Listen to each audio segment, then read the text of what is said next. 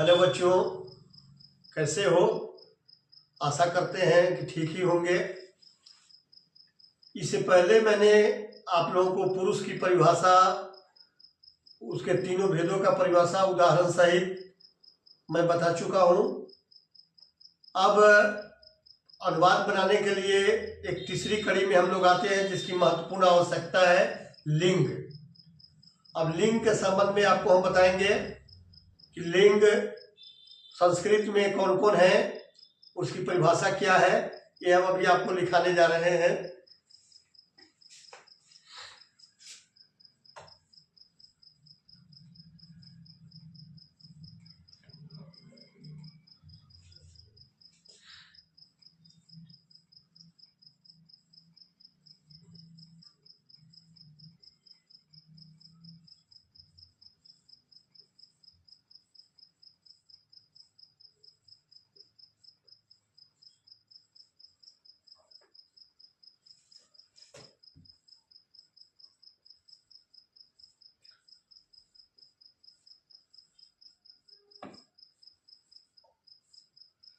जिस शब्द से स्त्री या पुरुष जाति का बोध होता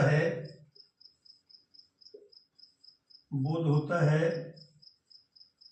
उसे लिंग कहते हैं। उसे लिंग कहते हैं।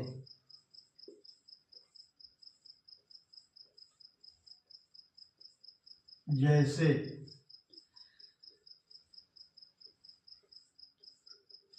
लड़का, लड़की, गाय, बैल इत्यादि इत्यादि। जिस शब्द से स्त्री या पुरुष जाति का बोध होता है उसे लिंग कहते हैं। जैसे लड़का, लड़की, गाय, बैल इत्यादि। हिंदी में लिंग दो ही होते हैं, स्त्रीलिंग और पुल्लिंग। आपको अंग्रेजी में 4 होते हैं, masculine gender, feminine gender, neutral gender, common gender. लेकिन संस्कृत में लिंग 3 होते हैं, स्त्रीलिंग, पुल्लिंग, नपुंसक लिंग। संस्कृत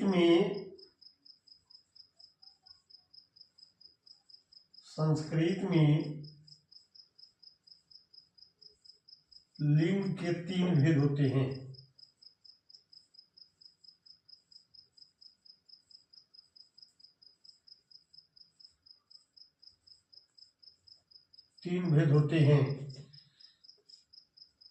एक में स्त्रीलिंग,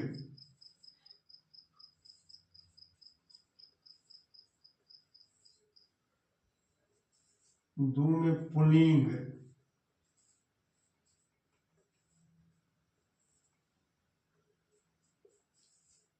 तीन में नपुंसक लिंग।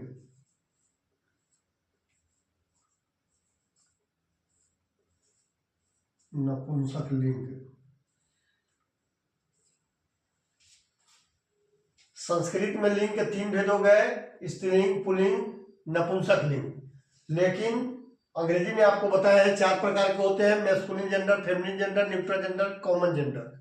और हिंदी में मात्र 2 ही प्रकार के होते हैं, स्त्रीलिंग और पुल्लिंग। लेकिन अभी हम लोग को संस्कृत अनुवाद बनाने के लिए पढ़ना है, तो हमको संस्कृत में देखना है। संस्कृत में लिंग के 3 भेद हो गए, स्त्रीलिंग, पुल्लिंग, नपुंसक लिंग। अब हम इस तीनों का परिभाषा आपको लिखाने जा रहे हैं। पहला,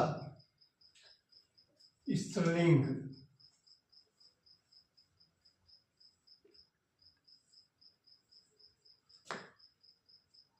जिस शब्द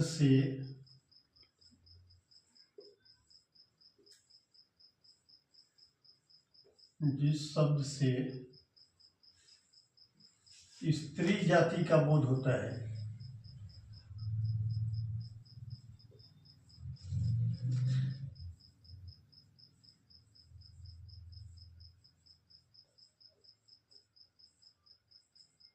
जिस शब्द से स्त्री जाति का बोध होता है उसे स्त्रीलिंग कहते हैं।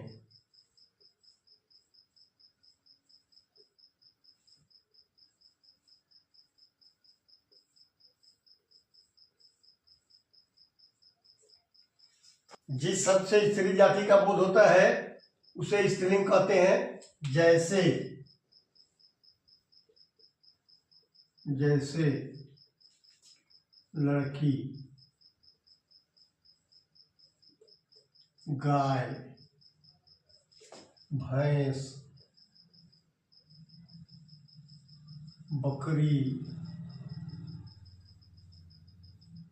इत्यादि इत्यादि। दूसरा पुल्लिंग,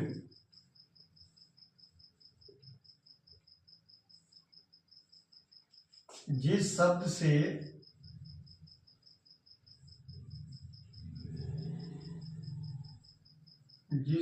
से पुरुष जाति का बोध होता है, पुरुष जाति का बोध होता है,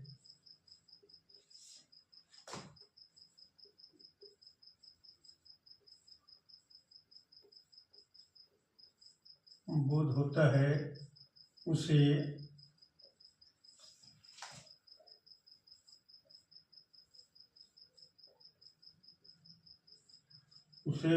पुल्लिंग कहते हैं, उसे पुल्लिंग कहते हैं। जैसे लड़का, घोड़ा, बैल, बकरा इत्यादि इत्यादि। तीसरा होता है नपुंसक लिंग।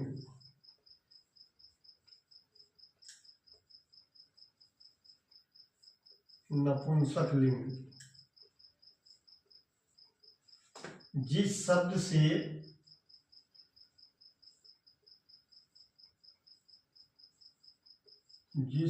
से निर्जीव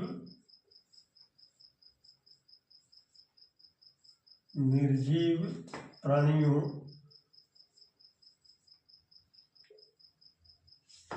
निर्जीव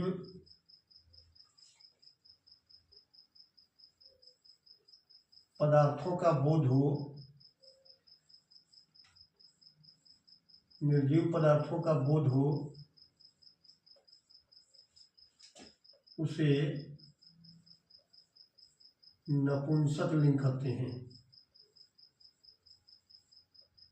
उसे नपुंसक लिंग कहते हैं,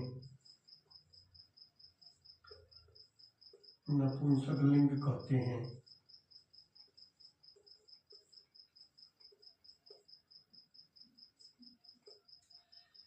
जैसे पुस्तक, विद्यालय, गृह,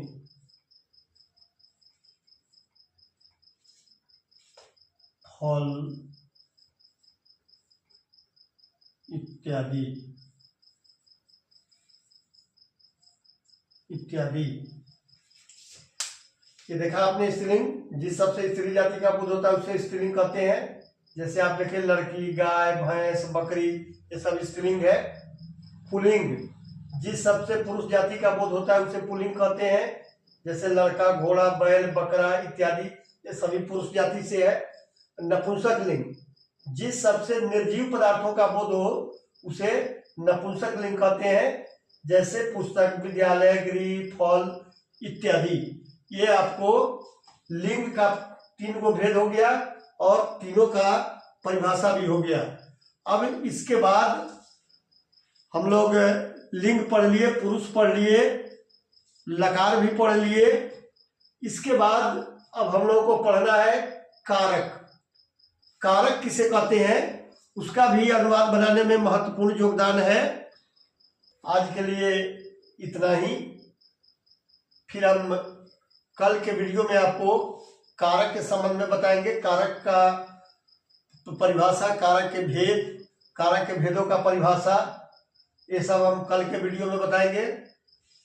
तब तक आज यहीं तक हम इसको समाप्त करते हैं। फिर हम मिलते हैं नेक्स्ट वीडियो में। धन्यवाद।